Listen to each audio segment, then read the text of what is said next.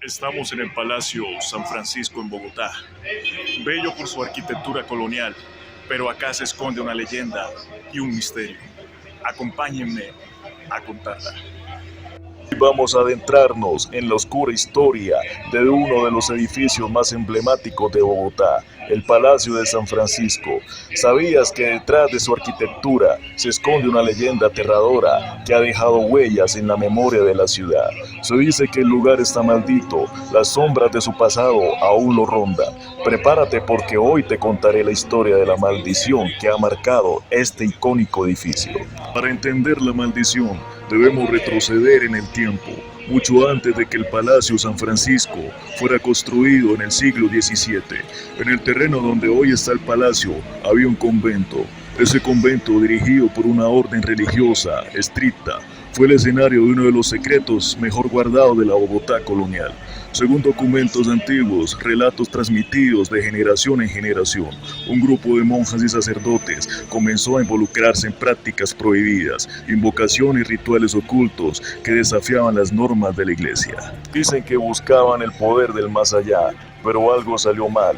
Los habitantes del convento comenzaron a ver, a oír cosas que no podían explicar. Las autoridades eclesiásticas, tras descubrir lo que estaba ocurriendo, clausuraron el convento y condenaron a quienes participaron en esos rituales a un castigo eterno. Nadie sabe en ciencia cierta qué sucedió con ellos, pero la historia cuenta que sus almas quedaron atrapadas en ese lugar, buscando redención. Avanzamos en el tiempo hasta principios del siglo XX, cuando comienza la construcción del Palacio San Francisco, un edificio que se levantaría en ese mismo terreno maldito. A medida que las obras avanzaban, las tragedias comenzaron a suceder. Los trabajadores del lugar reportaban extraños accidentes que nadie podía explicar, herramientas que se movían solas, caídas inexplicables desde los andamios, murmullos que parecían provenir de las profundidades de la tierra. Uno de los casos más conocidos es el del obrero llamado Javier. Se decía que Javier había sido testigo de un evento paranormal.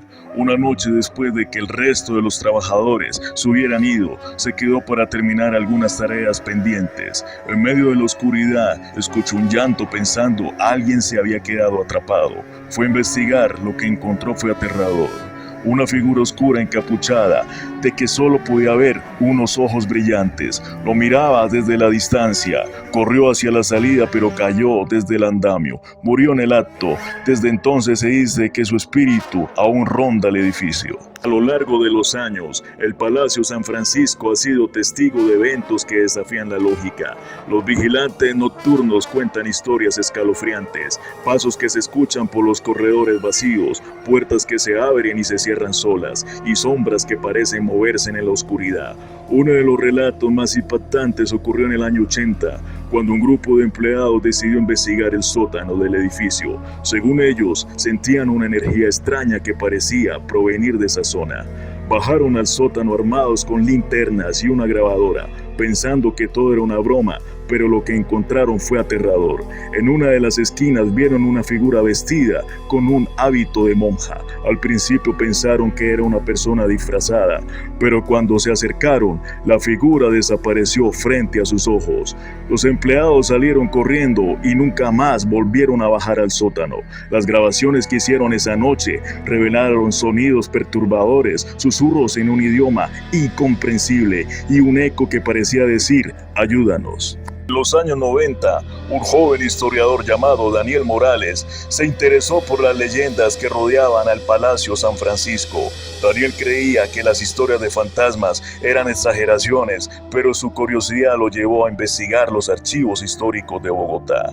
Después de meses de investigación, encontró un documento que hablaba sobre rituales oscuros que se habían realizado en el convento, que existía antes del palacio. Según este documento, los rituales no solo invocaban a espíritus, sino que creaban una conexión permanente entre el mundo de los vivos y los muertos en ese terreno. Tienes la oportunidad de visitarlo, presta atención, quizás sea testigo de algo que no puedes explicar. ¿Qué opinas de esta historia? ¿Estos lugares quedan con sus energías del pasado?